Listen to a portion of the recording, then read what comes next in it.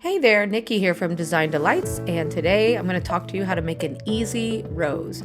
You can buy these rose cutters on Amazon or any cake store, and they come in a variety of sizes.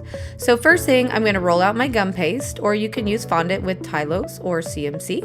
I'm going to run it, get it about 1/8 of an inch, maybe thinner. Get it thin if you can, and then take that shape, cut it out, and put it on your foam mat because we're going to use our ball tool to soften and thin out those edges. So go ahead and thin out the edges with that ball tool, right?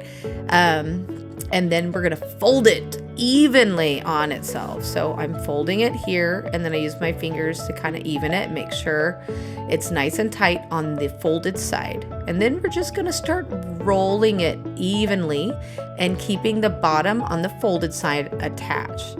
As we roll, we're going to take those little the little semicircles, and we're going to start to use our finger, and we're just going to roll them outwards. We're going to bend them outwards a little bit and give them a little edge and definition. The bigger the flower gets, start pulling that spiral down a little bit, and you can pull those petals out a little wider. And again, just roll them and bend them with your fingers. Try to make them not look the same if you can, and just play with it until you like it, okay? One great thing about this tool is if you want a bigger flower, you can just make another cut and add to it. Or like what I'm gonna do here, I just want another couple petals.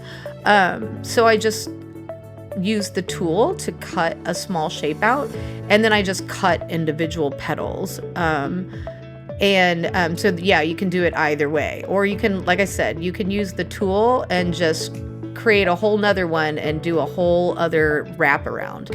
So use your ball tool again, and then you're gonna see me cut here, and then I'm just gonna lightly glue or use water, or some fondant sticks to itself, it's still wet. I'm gonna place it where I feel like it'll look best on the rose. As you know, a rose should have 5 petals on the outside.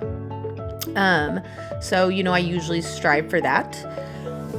With these ones though, these are not the hardest roses. They're not the most realistic roses, but they look really enough and they're fast. So if you have to make a bunch of roses, especially smaller ones that you don't necessarily need a lot of foliage or filler, if you need filler, these are great. You can make 10, 15, 20 of these an hour.